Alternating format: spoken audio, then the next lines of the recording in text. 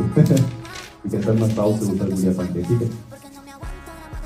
है सर, आपकी कास्ट क्या है? उससे क्या होगा भाई, मेरी कास्ट क्या है? ठीक है, आपके लिए टीचर है वही काफी है।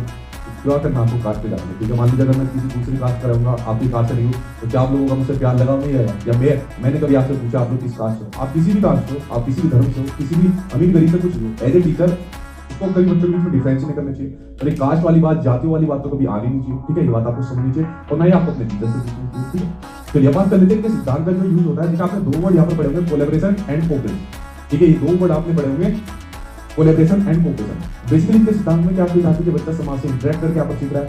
तो यहाँ पर इन्होंने लर्निंग के दो मेथड बताए, कोलैबोरेशन एंड कोऑपरेशन। तो मैंने ऑलरेडी इससे पहले भी आपको डिस्कस किए होते कि जहाँ पर बच्चा यहाँ पर आपस में सहयोग करके सीख रहा है, एक दूसरे से कोलैब करके सीख रहा है। जैसे आप लोगों ने देखा होगा कि हमें मान लीजिए किसी के पास कंपनी हो, दूसरे कंपनी से कोलैब कर लेता है। जैसे बहुत सी कंपनी के मेरे पास होता है, बहुत बड़े बड़े ऑफर देते हैं कि सर हमारे साथ कोलैब कर लीजिए। ठीक है, मैं मना कर देता हूँ। ठीक है, कि भाई तुम मुझे कितना ही पैसे दे दो, कितने करोड़ों दे दो, क्योंकि मेरे से कोलैब करने के बाद, मेरा चेहरा सामने रखने के बाद फिर वो आप लोगों से कमाई करेंगे। ठीक है, तो मैंने आज तक इससे जुड़ा ही नहीं। मैंने आज तक का मेरा रिकॉर्ड है, जब से मैं मतलब पढ़ा रहा हूँ यूट्यूब पर, एप्लीकेशन के ऊपर, आज तक मैंने किसी भी एक व्यक्ति का प्रमोशन नहीं करा और उससे एक रुपया नहीं कमाया किसी व्यक्ति से प्रमोशन करके। ठीक है, वरना मेरे पास बहुत ऑफर आते हैं प्रमोशन के, जिससे मैं कमा सकता था।